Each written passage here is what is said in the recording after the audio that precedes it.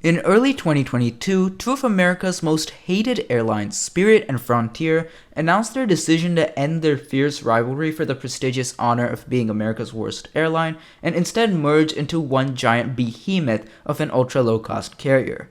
But just as Frontier's $2.9 billion deal was about to close, something unexpected happened. JetBlue came out of nowhere and offered to buy Spirit for a whopping $3.6 billion, which was well over what Spirit was worth at the time. After a months-long bidding war between the two, Frontier eventually gave up and JetBlue emerged victorious. But before they could start celebrating, the US Department of Justice came in and announced that they would be suing JetBlue to prevent the deal from happening.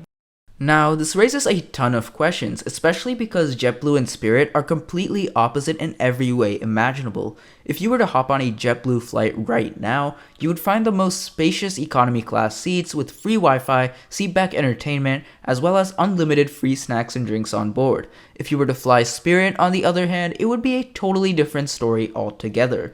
While both airlines like to call themselves low cost, the definition of low cost varies widely between the two.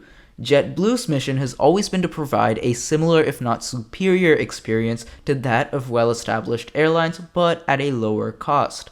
How? By flying point-to-point high-demand routes, JetBlue manages to keep their planes pretty full by capitalizing on the demand between big cities. With consistent high demand, JetBlue can offer all the great amenities we love, but still keep fares low. So why on earth does JetBlue want to buy Spirit of all airlines? Surprisingly enough, the answer doesn't have much to do with Spirit itself. You see, JetBlue is mainly based out of two major hubs, Boston Logan and New York JFK. From there, it primarily serves either other major US cities or popular vacation destinations in the Caribbean, relying on the highly lucrative markets of business and vacation travel to keep their planes full. But there's a problem with this. If JetBlue wants to expand from being a primarily East Coast carrier into a national one, it's going to be pretty difficult.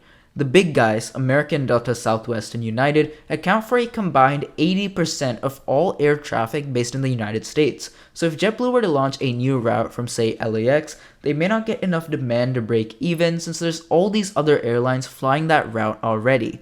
Even if JetBlue tried to entice passengers by offering a lower ticket price, since it's not a big airline with major hubs all over the country, it might be hard to sell to connecting passengers. But before they can even think about launching new routes, JetBlue needs to have the planes and crew to deploy for those routes. If they were to place a bulk order for say 300 brand new A320neos, it would probably take 6 years for them to be delivered, considering the immense backlog in aircraft production. This is valuable time in which the big four airlines will only expand their dominance.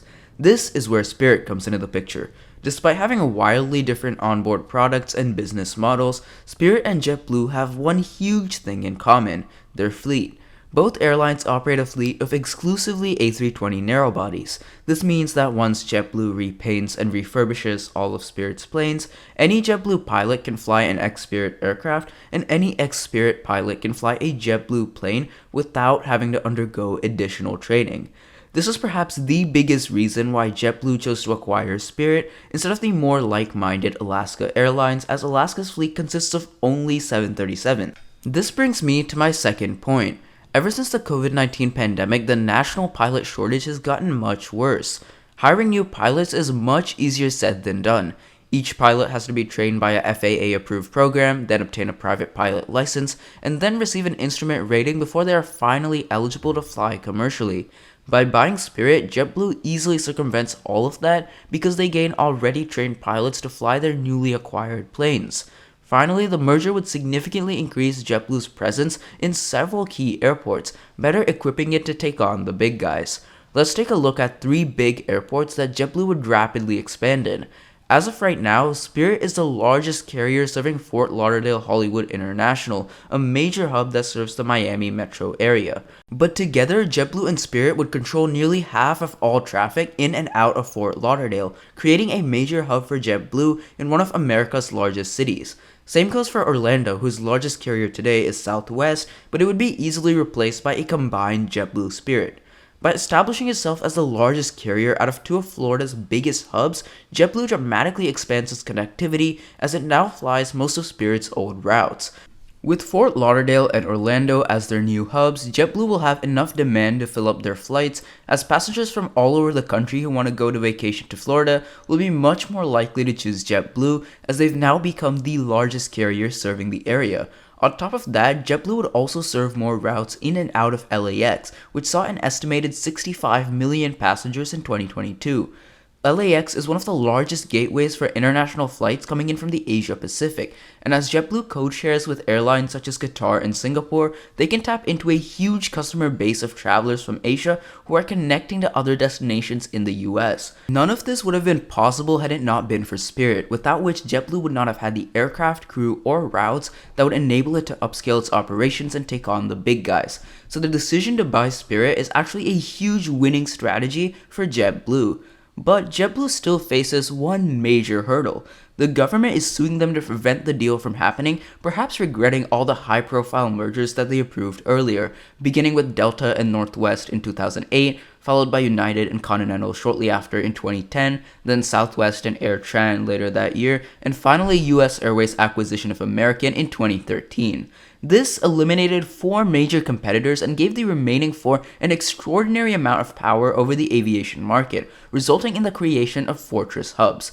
Once airlines like Delta and United swallowed up their smaller competitors, they controlled so much of the market share at their hub airports that they could get away with shooting up ticket prices and reaping huge profits because they didn't have any major competitors. Look at Dallas-Fort Worth, where American controls 80% of the market. They can raise ticket prices without losing passengers because passengers have no other choice than to fly American on the overwhelming majority of routes. The Justice Department alleges that once JetBlue combines with Spirit, rather than competing with the Big Four to bring down ticket prices, it will become one of them, profiting off the expense of cost-conscious passengers who will be forced to spend more on air travel, as the largest ultra-low-cost carrier has effectively been wiped out of the market.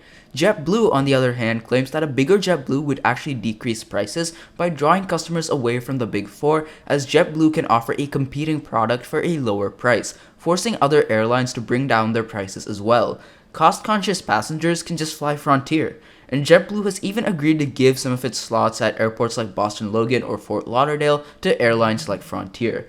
But the reality is that there's nothing stopping JetBlue from raising prices once it becomes America's 5th largest airline. Let me know down in the comments below whether you think JetBlue's deal with Spirit can succeed, and if you found this video interesting, subscribe for more.